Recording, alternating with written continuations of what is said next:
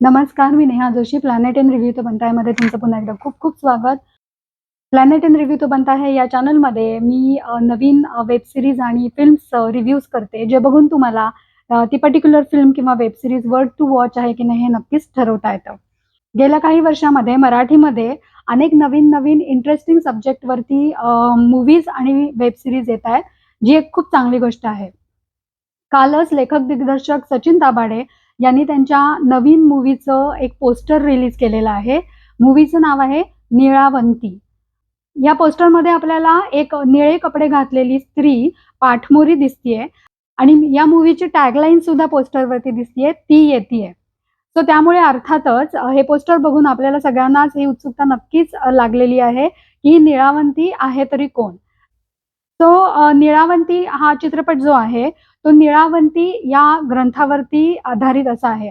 आता हा निळावंती ग्रंथ कुणी लिहिलेला आहे, हा खरा आहे की नाही, ही सत्य कथा आहे का दंतकथा आहे, पौराणिक कथा आहे का आध्यात्मिक कथा आहे का अघोरी कथा आहे का तंत्रविद्या शिकवणारी कथा आहे, ह्याच्याबद्दल खरोखरच कुणालाही काहीही माहिती नाहीये. काही जण म्हणतात की हा ग्रंथ संस्कृतमध्ये आहे, काही जण म्हणतात की हा ग्रंथ मराठीमध्ये आहे.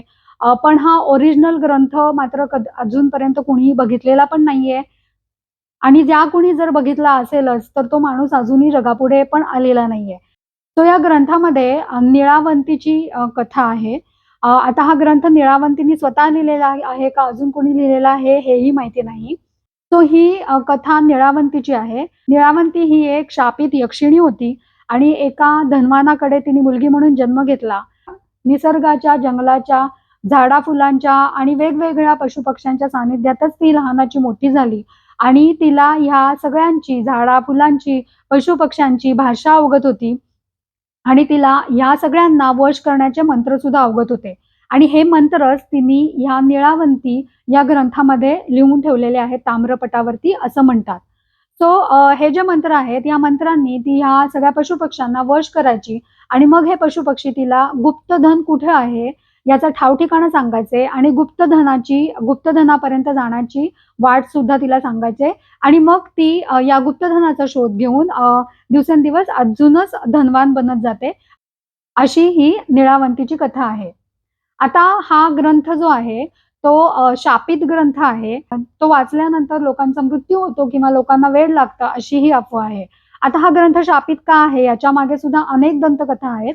त्यातली एक दंतकथा अशी, निळावंती लग्न करते पण ती तिच्या नवऱ्याला तिच्या या गुप्त ज्ञानाबद्दल काहीही माहिती देत नाही. एक दिवस रात्री एक प्राणी तिला जंगलातल्या एका गुप्तधनाविषयी सांगतो आणि ते गुप्तधन मिळवण्यासाठी म्हणून ती रात्री घराबाहेर पडते आणि जंगलात जाते. तिच्या नकळत तिचा पाठलाग करत तिचा नवरा पण जातो. गुप्तधन शोधताना ती करत असणाऱ्या विचित्र गोष्टी बघून तो घाबरतो. त्याला असं वाटतं की आपल्या बायकोला वेड लागलं म्हणून तो तिच्याकडे जातो आणि तिच्या हातातून तो तिचा जो तिने लिहिलेला ग्रंथ आहे तो ओढून घेतो. हे सगळं बघून निळावंती एकदम चिडते आणि चिडून रागवून ती आपल्या नवऱ्याला आणि त्या ग्रंथाला शाप देते.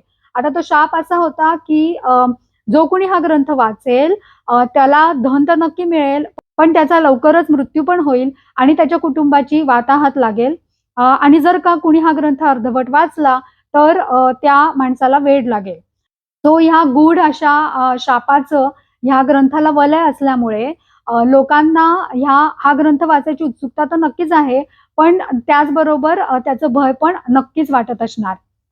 अर्थातच अनेक लेखकांना सुद्धा या ग्रंथाबद्दल किंवा या कथेबद्दल उत्सुकता आहे. त्यामुळे ह्या निळावंती या कथेवरती अनेक भाषांमध्ये मराठी, हिंदी, इंग्लिश आणि भारतातल्या अनेक भाषांमध्ये अनेक लेखकांनी पुस्तकं पण लिहिलेली आहेत. आपल्या मराठीतल्या सुप्रसिद्ध लेखिका दुर्गा भागवत यांना सुद्धा हा ग्रंथ वाचायचा मोह झाला होता. त्यांनी ओरिजिनल हा ग्रंथ शोधण्याचा खूप प्रयत्न केला पण त्यांना हा ग्रंथ मिळाला नाही. पण ह्या ग्रंथावरती आधारित एक लेख निळावंती नावाचा त्यांनी लिहिलेला आहे. ह्या लेखामध्ये त्यांनी असा उल्लेख केलेला आहे की स्वामी विवेकानंद यांना ह्या ओरिजिनल ग्रंथाची प्राप्ती झालेली होती आणि हा ग्रंथ आणि हे ओरिजिनल कथा त्यांनी वाचली होती आणि हा ग्रंथ वाचल्यानंतर 6 महिन्यानंतरच त्यांचा मृत्यू झाला होता. आता ही खरी गोष्ट आहे, खोटी आहे, अफवा आहे हे आपल्याला काहीच माहिती नाही पण याचा उल्लेख मात्र या लेखामध्ये आपल्याला सापडतो. तो हा ओरिजिनल ग्रंथ कुणी बघितलेला नाहीये ही कथा खरी आहे खोटी आहे कोणाला माहिती नाही, पण असं गूढ आणि रहस्यमय असं वलय असणाऱ्या कथेवरती आधारित चित्रपट येतोय, तेव्हा आपली उत्सुकता पण नक्कीच वाढलेली आहे. या चित्रपटामध्ये कोणते कलाकार काम करणार आहेत, निळावंतीची भूमिका नक्की कोण करणार आहे, ह्या चित्रपटामध्ये निळावंतीची कथा सांगितलेली आहे का, या ग्रंथाशी निगडित अशा अफवांवरती हा चित्रपट आहे, हे पाहायची उत्सुकता आता आपल्याला नक्कीच लागलेली आहे. अर्थातच हा चित्रपट जेव्हा चित्रपटगृहात येईल तेव्हा याचा रिव्ह्यू पण मी या चॅनलवरती नक्कीच देईन. आज इथंच थांबते. पुन्हा भेटू. तोपर्यंत कीप स्माइलिंग. तुम्हाला माझे व्हिडिओज आवडत असतील तर लाईक आणि शेअर करायला विसरू नका. कमेंट्स पण जरूर करा आणि अजूनपर्यंत जर का माझ्या चॅनलला सबस्क्राईब केलेलं नसेल तर सबस्क्राईब पण नक्की करा. Thank you.